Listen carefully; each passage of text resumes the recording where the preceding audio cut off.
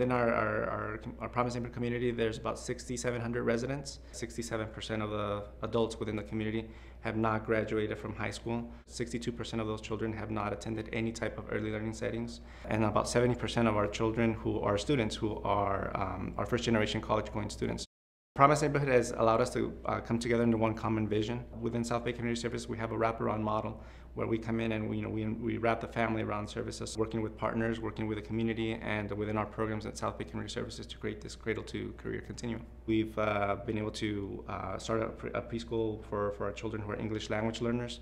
But we coupled that also with initiatives that are focused on working with parents so that we can educate them on what it takes for to them to be the first teachers for the children, and also helping them understand the importance of child development. We've been able to start a PTA program within one of our schools. We've been able to support the 174 students transition into post-secondary education programs. It really excites me to see the community, taking leadership and taking ownership of their own outcomes. If they don't need us, it's because they've gotten to a place where they can succeed.